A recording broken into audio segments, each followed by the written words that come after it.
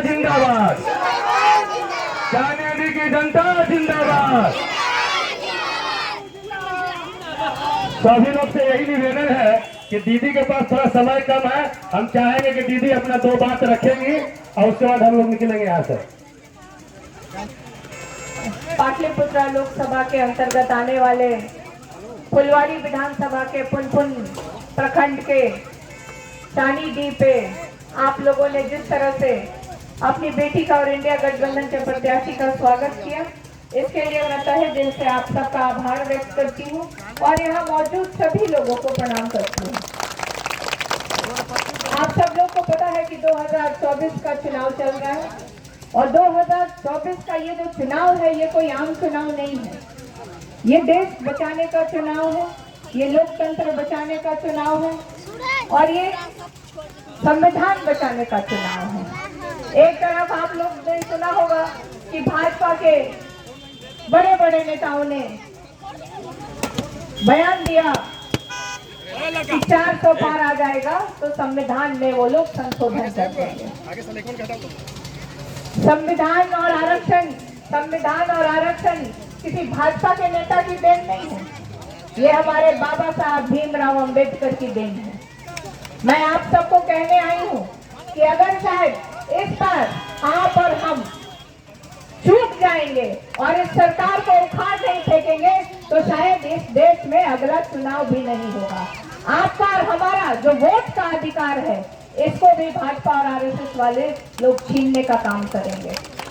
आपको मैं बताना चाहती हूँ कि इस देश के प्रधानमंत्री ने 10 वर्षों में बड़े बड़े वादे किए।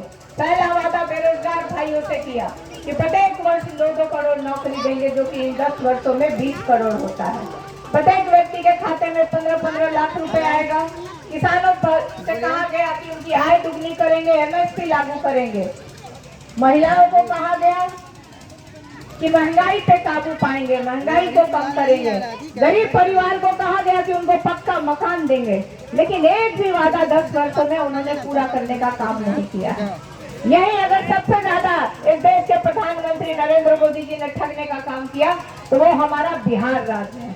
बिहार राज्य को कहा गया कि विशेष राज्य का दर्जा मिलेगा, स्पेशल पैकेज मिलेगा, और जो बिहार की बहुत बड़ी समस्या है बेरोजगारी और पलायन, जो हमारे भाई दूसरों राज्यों में जाते हैं कमाने खाने के लिए, उसके लिए भाजपा के प्रधानमंत्री नरेंद्र मोदी जी ने, इस देश के प्रधानमंत्री नरेंद्र मोदी जी ने कहा था कि यहाँ फैक्ट्रियां लगाएंगे, बंद पड़ी चीनी मिलों को खुलवाएंगे और चाय बेचने वाले के बेटा खुद तो चाय पी रहे हैं, लेकिन बिहार की जो बंद पड़ी चीनी मिले हैं उनको कहे थे कि उसी की चीनी से वो चाय पियेंगे, लेकिन समय किसी को बता नहीं रहे कि कब पियेंगे। 10 साल तो बीत गए इस बात को। मैं आप सबको बताना चाहती हूँ इंडिया गठबंधन की सरकार बनने जा रही है। 5 फेज का चुनाव हो गया है और एनडीए गठबंधन एक भी सीट 5 चरण में जीतने नहीं जा रहा है। आप सब लोग से मैं कहने आई हूँ कि हमारी सरकार बनते ही जो पढ़े लिखे नौजवान भाई और हमारी बहनें हैं उनको 1 करोड़ सरकारी नौकरी देने का काम हमारी सरकार करेगी।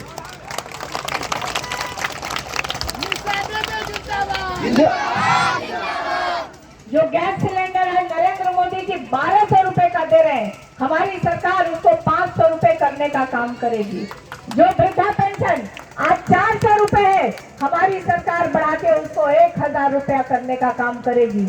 और बिजली की जो समस्या गांव में आम होती है कि बिजली कम जलाते हैं लेकिन आजकल बिल बहुत आता है, तो 200 यूनिट बिजली भी हमारी सरकार फ्री करने जा रही है, मुफ्त करने जा रही है।